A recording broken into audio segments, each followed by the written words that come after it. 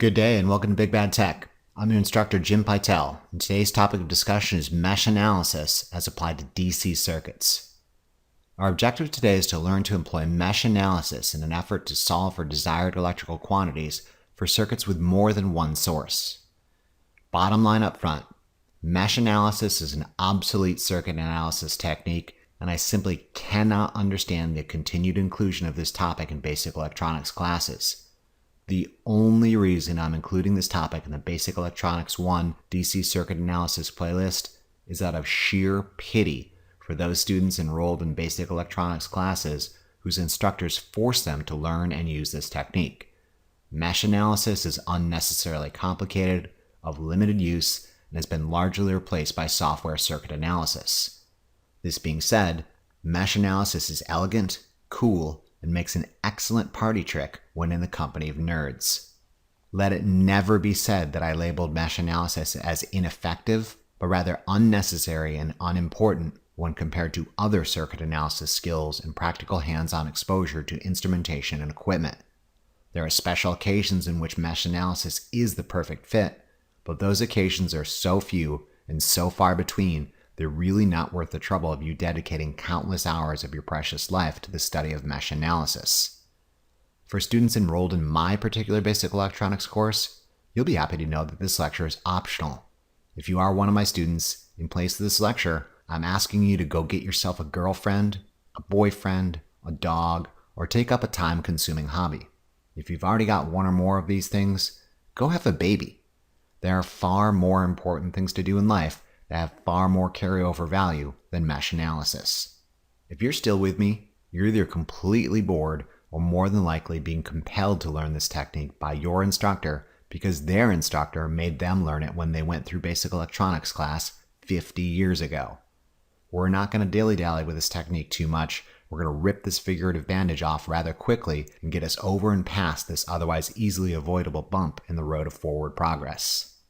Mesh analysis makes use of simultaneous linear algebra techniques to solve for equations with more than one unknown, where the unknown quantity being solved for is current in a particular loop. Mesh analysis makes heavy use of Kirchoff's voltage law, and this lecture operates under the presumption you are skilled in this technique. If you haven't watched the Kirchoff's voltage law lecture yet, or only dimly recall its contents, by all means take the time to do so now. I'll teach you just enough mathematic mumbo-jumbo to get you through mesh analysis if you promise to meet me halfway by showing up prepared with a solid understanding of KVL. First things first, you need to be mathematically competent enough to set yourself up for success by organizing multivariable equations you'll be using to solve for the unknown quantities. If there are two unknowns, x and y, you'll need to arrange a minimum of two equations describing the relationship with each other in the following fashion. a1x plus b1y equals c1, and a2x plus b2y equals c2, where all the a's, b's, and c's are constants. If there are three unknowns, x, y, and z, you'll need to arrange a minimum of three equations describing the relationship with each other in the following fashion, where again, all the A's, B's, C's, and D's are constants. Let's try this example problem on for size. Here are two equations describing the relationship of two related unknown quantities, x and y. Pause the lecture and see if you can arrange both these equations to match the general format ax plus by equals c. Resist the temptation to combine these two equations into a single expression. All I'm asking you to do is to independently arrange each equation such that the unknown quantity x has a single constant in front of it, as does y, and the summation or difference of these values equal another constant.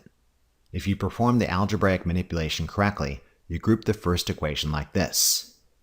If you perform the algebraic manipulation correctly on the second, you grouped it like this. Again, the Basic Electronics 1 DC Circuit Analysis playlist is not a math class.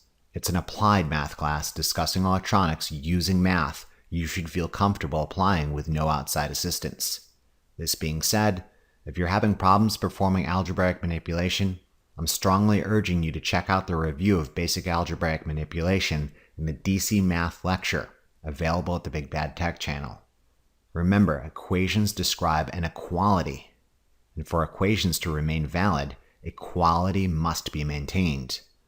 One can add, subtract, multiply, divide, raise to any power, or perform any operation on any side of an equation as long as that same operation is performed on the other side of the equation. In fact, the only operation one may perform to one side and not the other is multiplying it by 1, which, as we learned in the unit conversion lecture available at the Big Bad Tech channel, is actually quite a handy technique. The purpose of all this algebraic manipulation is to arrive at a general format that we can hand off to our scientific calculator to determine the unknown quantities x and y, or in the case of 3 unknown quantities, x, y, and z. With our set of equations arranged in this easy-to-use format, we can think of the group of equations as a matrix, where a matrix is a collection of numbers with a given numbers of rows and columns. 2 equations with 2 unknowns, x and y, create a 2 by 3 matrix, where A1, B1, and C1 represent the top row, and A2, B2, and C2 represent the bottom row. 3 equations with 3 unknowns would create a 3 by 4 matrix, where the individual A, B, C, and D values make up each row. That was the purpose of our earlier example problem. It gave you practice setting up the collection of equations so you can format them as a matrix.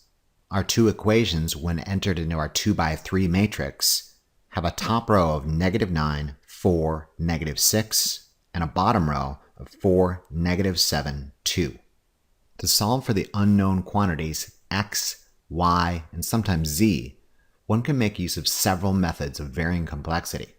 The first method makes use of the determinant of the matrix and tedious manual calculations. The second method makes use of the scientific calculator to solve for the solutions to the set of equations. Again, the Basic Electronics 1 DC Circuit Analysis playlist is not a math class, it's an electronics class.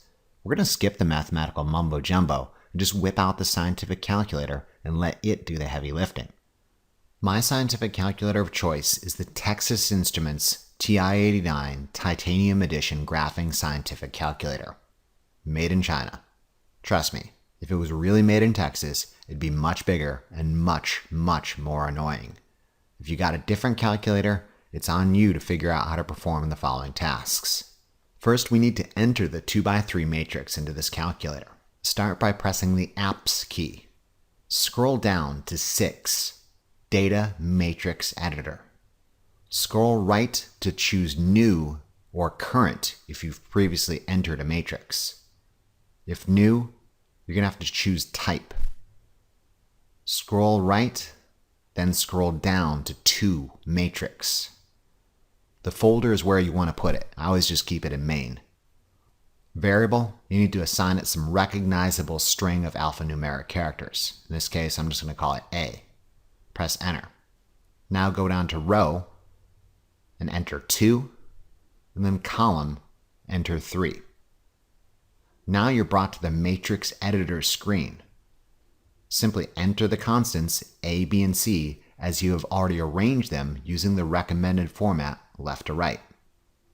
Once you finish entering the 2 equations into the matrix editor, return to the home screen by pressing the Home button. Now, to find the unique solution for these 2 interrelated equations, one can make use of the reduced row echelon format function on the scientific calculator. This is a different means of solving for the unknown quantities x and y than the manual determinant method. Ideally, they should yield the same results. However, the scientific calculator using the reduced row echelon format is going to arrive at those values much faster. One can most easily find this function by making use of the Catalog button, and then just scrolling down to RREF, Reduced Row Echelon Format. Select this function and then enter the name of the matrix you just entered. Close the parentheses and press Enter. If the matrix is solvable, the calculator returns another matrix with the unique values for x and y that satisfy both equations. Note the format of the matrix implies that x equals 0.7234 and y equals 0.1276, exactly the same values I obtained using the manual determinant method. If you want to, you can check to see if these answers are correct by inserting them one at a time or simultaneously into both of our equations. In our case, an x value of 0.7234 and a y value of 0.1276 satisfies both equalities. This kind of ends the introduction of basic matrix math as applied to simultaneous linear algebra. Now let us apply this little bit of mathematical wizardry to solve for desired electrical quantities for circuits with more than one source. Again, before we begin, I must remind you that mesh analysis makes heavy use of KVL, and this lecture operates under the presumption you are skilled in KVL. Additionally, you should be reasonably savvy enough to understand that the voltage drop across a resistor is equal to the current through it times its resistance via Ohm's law. V equals IR. Finally, I'm going to add a little twist to Ohm's law and say that if a resistor experiences two opposing currents, let's say IA enters the top and IB enters the bottom, the resultant current experienced by this resistor would be IA minus IB. It would make sense that currents in opposite directions might cancel a portion of the opposing partner's effect. Therefore, the resultant voltage drop across this resistor would be IA minus IB times R, where IA minus IB might be thought of as the remaining current after a head-on collision between IA and IB. If we assume the resultant current direction travels top to bottom, the polarity of the voltage drop would be plus to minus, top to bottom. If during the course of our analysis we obtain negative results, all this means is that the magnitude of the quantity is correct. However, our initial assumed current direction of voltage polarity is opposite of our assumption. This will make a little more sense when we encounter this scenario during some illustrated example problems. I use a four-step approach when employing mesh analysis to solve for desired electrical properties. We'll go over each step in detail during the application. However, the four general steps are as follows. 1. Assign a distinct current for each loop. I prefer each loop current goes clockwise regardless of the polarity of the sources in that loop. By establishing a common direction, this prevents you from second-guessing aiding and opposing configurations. 2. Indicate polarities within each loop defined by the current of that loop. This means elements shared by loops will have two sets of polarities. 3. Perform a KVL analysis of each loop in the direction of that loop current. For elements shared by more than one loop, use the polarity as seen by the loop of interest. The polarity of voltage sources are unaffected. And finally, 4. Group the KVL equations for each loop using the recommended format and solve for the unknown currents for each loop. Consider this series parallel circuit with multiple sources. EA is a 6-volt source, R1 is a 5-ohm resistor, R2 is a 4-ohm resistor, R3 is a 3-ohm resistor, and EB is a 2-volt source. Let's apply the four-step mesh analysis approach to solve for the voltage drop across and the current through each resistive element. Step 1. Assign a distinct current for each loop. Again, I prefer each loop current goes clockwise regardless of the polarity of the sources in that loop. By establishing this common direction, it prevents you from second-guessing aiding and opposing configurations. Step 2. Indicate polarities within each loop defined by the current of that loop. The polarity of voltage source EA is unaffected, and when current IX travels through R1, it will induce a voltage drop with the indicated polarity. The same thing when current IX travels through R2.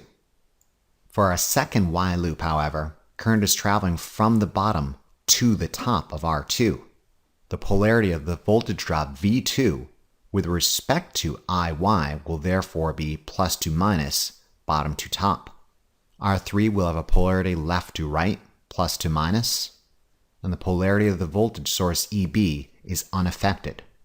Step 3, we need to perform a KVL analysis of each loop in the direction of the loop current. For elements shared by more than one loop, use the polarity as seen by the loop of interest. Starting here and traveling in the clockwise direction, we rise EA, fall V1, fall V2, and return to our point of departure.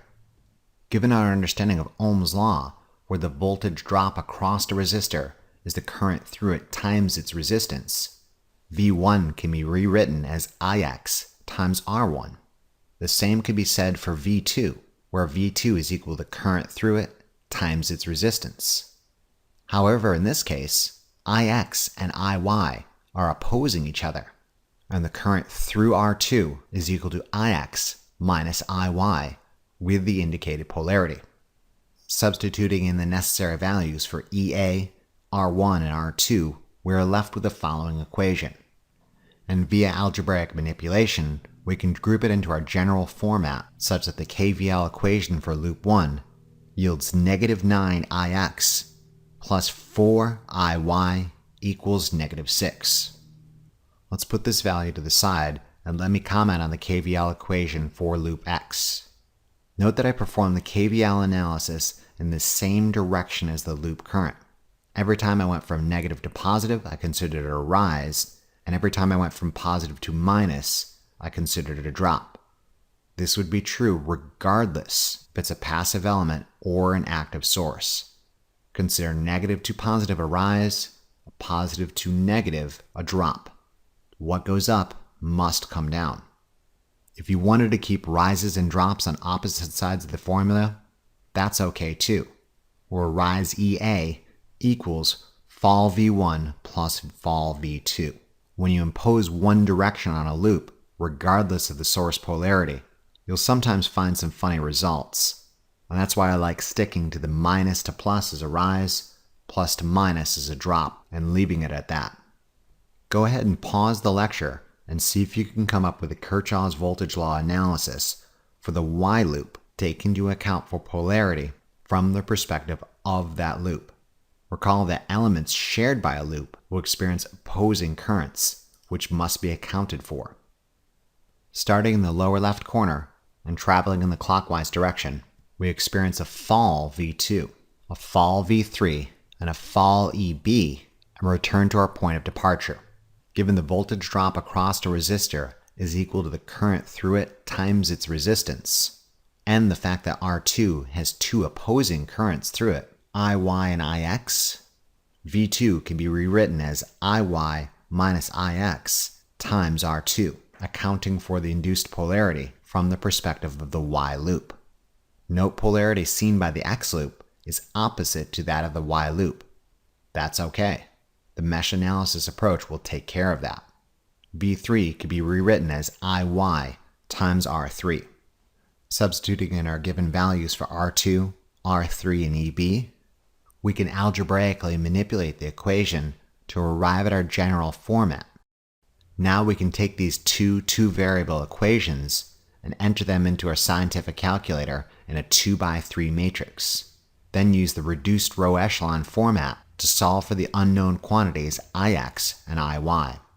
Doing so yields the current Ix to be approximately 723.4 milliamperes in the direction indicated. Iy is 127.7 milliamperes in the indicated direction. This means the current through R1 is also 723.4 milliamperes. Given R1 is a 5 ohm resistor, we can use Ohm's law to solve for the voltage drop across R1 to be 3.6 volts. The current through resistor 3 is approximately 127.7 milliamperes. We can use Ohm's law to solve for the voltage drop across it to be approximately 383.1 millivolts. Given R2 experiences two opposing currents, one of 723.4 milliamperes going top to bottom, and one being 127.7 milliamperes going from bottom to top, we can say R2 experiences the resultant 595.7 milliamperes of current traveling from top to bottom, where the voltage drop across R2 will be approximately 2.4 volts with the indicated polarity. Using this four-step approach, the voltage drop across each component and the current through each component has been solved for. One can check our work using Kirchoff's voltage law or Kirchoff's current law.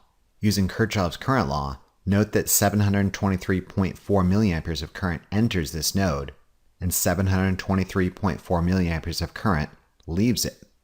Note for this loop there's a 6 volt rise and a 6 volt drop.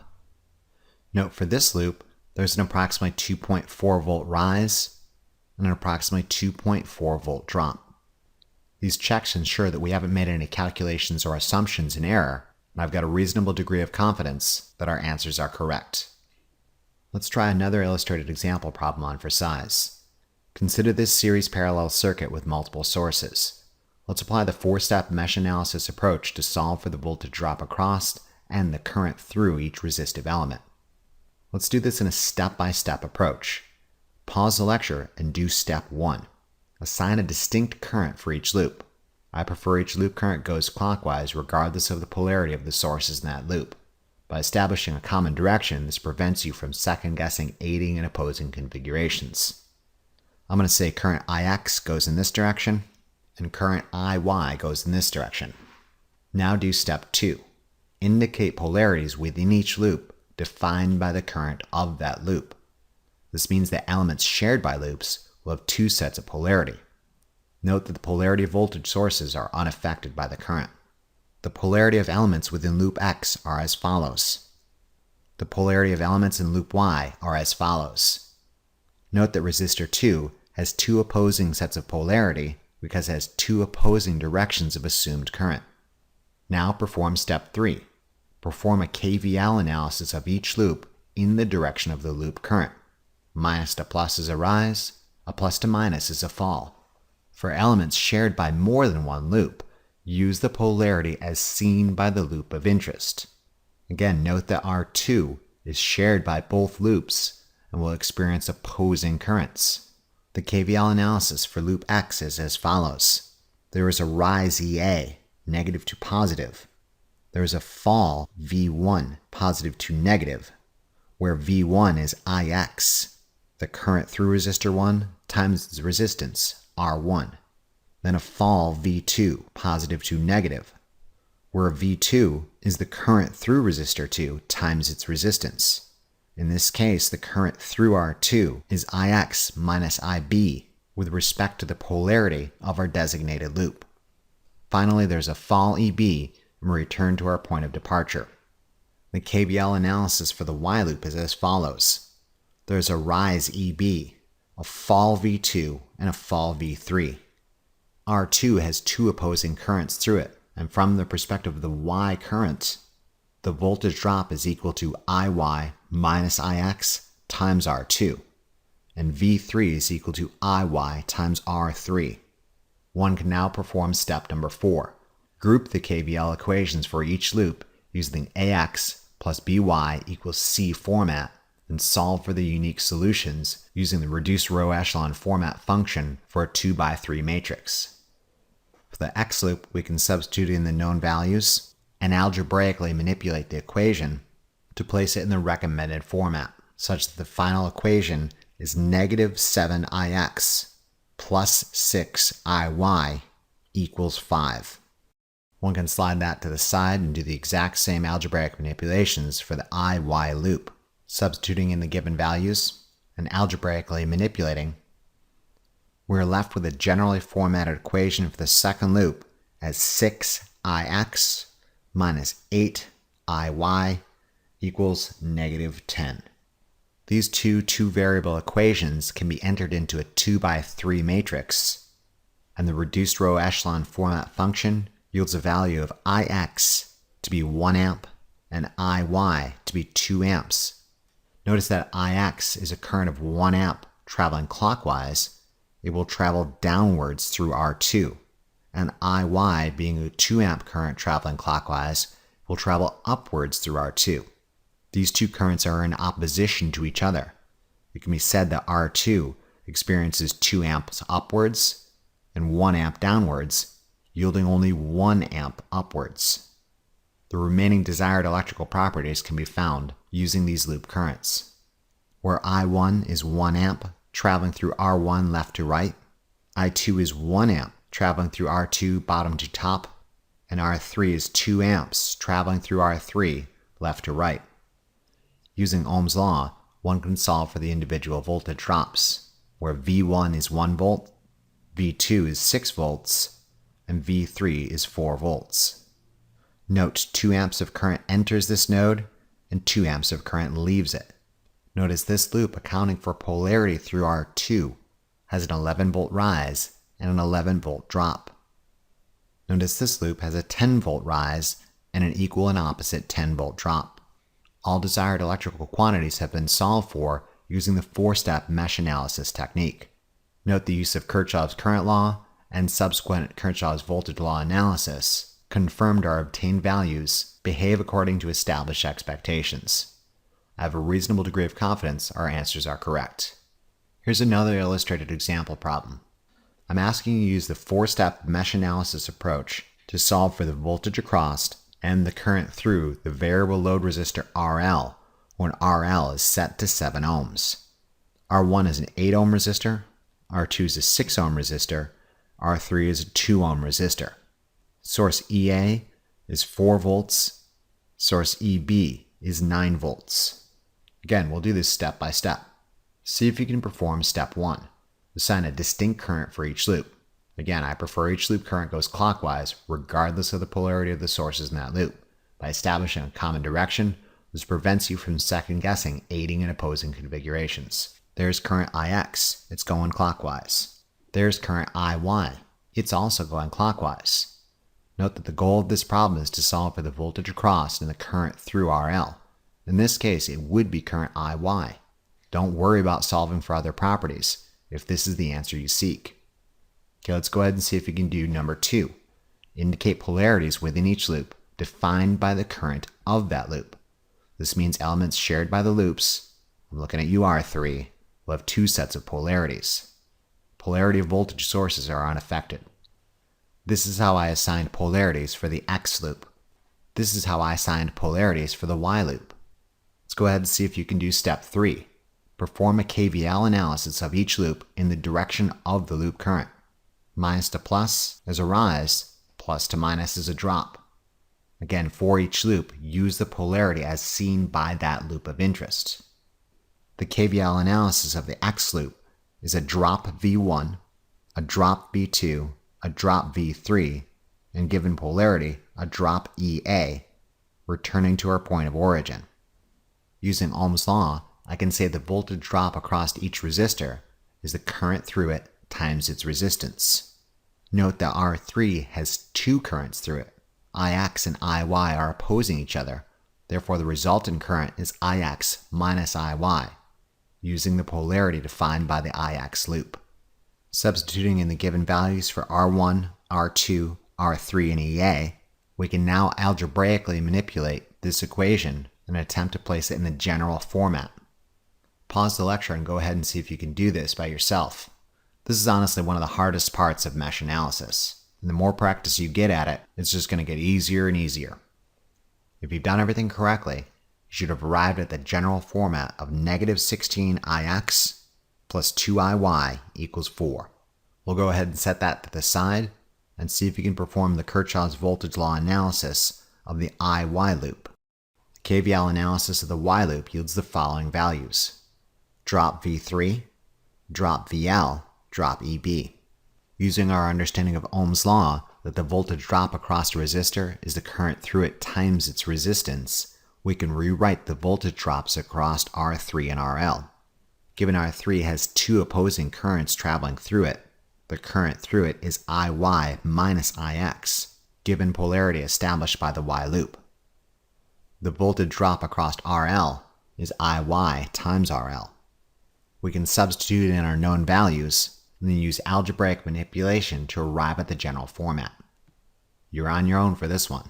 If you perform the algebraic manipulation correctly, the general format should have yielded 2IX minus 9IY equals 9. We can now place these 2 equations with 2 unknowns in a 2x3 matrix. When we use the reduced row echelon format function, we find that IX equals negative 385.7 milliamperes and IY equals negative 1085.7 milliamperes, or negative 1.1 amps. These negative values shouldn't come as a surprise to you, given we assigned our initial currents clockwise for each loop. Notice these voltage sources are in a series aiding arrangement. It shouldn't be a surprise that current would in fact flow bottom to top through RL. All these negative signs mean is that the magnitudes are correct, but our choice of current direction is incorrect. Ix flows counterclockwise, as does Iy. In this case, Ohm's law dictates that the voltage drop across our variable load resistor RL is equal to IL times RL, where VL is found to be approximately 7.6 volts. However, the polarity of VL is plus to minus bottom to top, and 1085.7 milliamperes of current travels in this direction, 385.7 milliamperes of which goes through R2 and R1, and approximately 700 milliamperes travels through R3 with the indicated direction. Voltage drops across R1, R2, and R3 will have the indicated polarity, and for those that can't get enough of this, V1 will be 3.1 volts with the indicated polarity, V2 will be 2.3 volts with the indicated polarity, and V3 will be 1.4 volts with the indicated polarity. Here's yet another circuit we can apply mesh analysis on. Note this circuit only incorporates one source. However, the messy combination of resistors makes mesh analysis an appropriate go-to technique. Note that R1, R2, and R4 are neither purely in series nor purely in parallel with one another. This is a complex relationship. Those with an understanding of delta Y configurations realize that R1, R2, and R4 are in a delta configuration. To make use of series parallel circuit analysis, it would necessitate a delta to Y conversion. However, those skilled in mesh analysis can analyze this circuit without this intermediary step. In this case, we're again being asked to solve for the voltage drop across the variable load resistor RL, where RL is now set to 2 ohms. R1 is a 10 ohm resistor, R2 is an 8 ohm resistor, R3 is a 3 ohm resistor, and R4 is a 5 ohm resistor. The single voltage source EA has a value of 15 volts. Pause the lecture and go ahead and take a stab at this. In this case, realize there would be 3 loop currents and necessitates 3 equations with 3 unknowns. Here's 3 loop currents all traveling in the clockwise direction: Ix, Iy, and Iz. The polarity of elements within the X loop will be as such. The polarity of elements within the Y loop will be as such. Note that R2 is shared between the X and Y loop and has opposite polarities. This is the polarities assigned to the Z loop. Note that R3 has opposite polarities than the Y loop. Note that R4 has opposite polarities than the X loop. The Kvl analysis of loop X is as follows.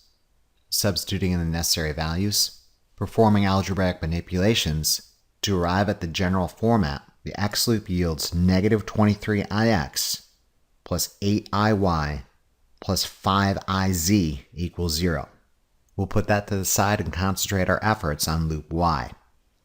The Kvl analysis of the Y loop yields the following equation. Substituting in the necessary values, algebraically manipulating this equation, we arrive at the general format of 8Ix minus 11Iy plus 3Iz equals negative 15. We'll place this equation to the side and concentrate our efforts on loop Z. A Kvl analysis of the Z loop yields the following equation. We can substitute in the known values. Algebraic manipulations of this equation yield the following general format. 5Ix plus 3Iy minus 10Iz equals 0. These 3 equations with 3 unknowns can be placed into a 3x4 matrix. We can then apply the reduced row echelon format function to find that Ix is approximately 1.22 amps, Iy is approximately 2.63 amps, and Iz, our current of interest through our variable load resistor RL, is approximately 1.4 amps. Note the positive signs indicate we have chosen the correct polarity. Given approximately 1.4 amps is traveling through the 2 ohm variable load resistor RL, we can use Ohm's law to find that the voltage drop across it will be approximately 2.8 volts. Note that we can now use these new loop currents to solve for other electrical properties within our circuit. R1 only carries loop current X. Therefore, R1 experiences a current of approximately 1.22 amps. Note that R4 experiences current X and current Z in opposition. When 1.22 amps goes from right to left and approximately 1.4 amps goes left to right, it can be said that R4 will experience approximately 180 milliamperes left to right. R2 has approximately 1.22 amps traveling right to left, yet it has 2.63 amps traveling left to right. It can be said, therefore, that R2 has approximately 1.41 amps traveling left to right. R3 has a current of 2.63 amps traveling from top to bottom, and has approximately 1.4 amps traveling from bottom to top. It can be said that R3, therefore, has approximately 1.23 amps traveling from bottom to top. When these superimposed current directions are taken into account, when it is all said and done, the polarity of the resistors positive to negative is R1 left to right, R2 left to right, R4 left to right, R3 top to bottom, and RL top to bottom. Ohm's law can be then used to solve for other electrical quantities. Alright, that's enough example problems for today. By this time, you should feel confident enough to apply mesh analysis without any outside assistance. If you're still having issues, please take the time to revisit this lecture and correct any misconceptions you may have about this technique. Very often, it isn't necessarily the electrical concepts, but rather the algebraic manipulations and proper use of the scientific calculator that trips students up when employing mesh analysis for the first time. A misplaced positive or negative sign can have disastrous consequences.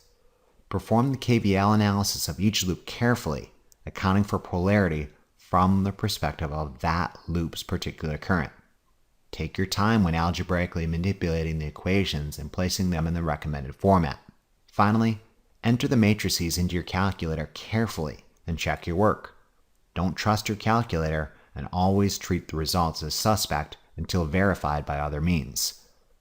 My personal favorites, obviously Kirchoff's voltage law and Kirchoff's current law. Lastly, let me clarify my opinion on mesh analysis.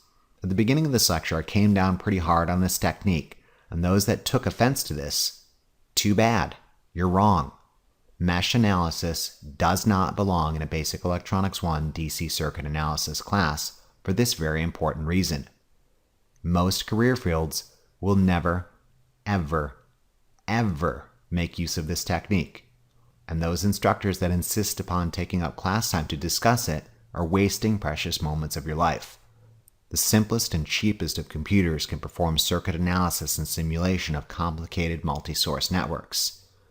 The reason I'm so insistent upon manual analysis of basic series, basic parallel, and series parallel circuits is that they present fundamental circuit properties essential for later progress in this playlist. Current through elements in series is the same. Voltage across elements in parallel is the same. What goes up must come down, and what goes in must come out. You simply must understand these fundamental behaviors. Mesh analysis is nice to know. However, if a computer can do this for you, let the computer do it for you. Go do something fun or practice other career essential skills instead. This being said, there are occasions in which mesh analysis is the tool of choice. For example, consider having been washed up on the shores of a primitive society with no computers, or having been sent back in time to the 1950s when a computer was expensive and inaccessible for most of the population. Consider this circuit in which one of the voltage sources is a dependent voltage source, the one with the diamond schematic symbol, where this voltage source's magnitude is 6 times the voltage across resistor 3. This is what's known as a voltage-controlled voltage source. And this circuit, for those without a computer and untrained in mesh analysis, represents a seemingly unsolvable dilemma. How does one solve for an electrical quantity when that electrical quantity is dependent upon a source whose magnitude is dependent upon that electrical quantity? This is the ultimate causality dilemma. Which came first, the chicken or the egg? Mesh analysis, however, quickly yields the answer. By all means, pause the lecture and take a stab at this if you feel confident, lucky, or merely inquisitive. Here's current Ix. Here's current Iy. Elements in the X loop will have the following polarities. Elements in the Y loop will have the following polarities. A Kvl analysis of the X loop yields the following equation. A Kvl analysis of the Y loop yields the following equation. Starting with the Y loop, note that V3 can be written as the current through R3 times the resistance R3. This can be put to use in our X Kvl loop equation. Substituting in the given values, we're left with the two following equations for the X and Y loops. The X loop in the general format is negative 100X plus 1200 Iy equals 10. In the general format, it can be said 0Ix minus 600 Iy equals negative 10. These two equations with two unknowns can be entered in a 2x3 matrix, where the reduced row echelon format function yields a current value for Ix to be 100 milliamperes and a current value of Iy to be approximately 16.7 milliamperes. In this case, voltage source EA experiences 100 milliamperes from top to bottom and 16.7 milliamperes bottom to top. Therefore, it experiences approximately 83.3 milliamperes top to bottom. Again, I'm willing to wager you're not likely going to be washed up on the shores of a land without access to computers and asked to solve for electrical quantities for multi-source circuits incorporating dependent voltage sources. But if you do, and you're trained in mesh analysis, you most likely be treated as king and worshipped as a god by the primitive savages you encounter. If that's not motivation to learn this technique, I don't know what else is. In conclusion, we learned to employ mesh analysis in an effort to solve for desired electrical quantities for circuits with more than one source. The carryover value for this technique is dubious at best in our modern society, but does present certain advantages for dependent source analysis. Remember to review these concepts as often as you need to really drive it home. Imagine how well lab will go if you know what you're doing. Thank you very much for your attention and interest, and we'll see you again during the next lecture of our series. Remember to tell your lazy lab partner about this resource, and be sure to check out the Big Bad Tech channel for additional resources and updates.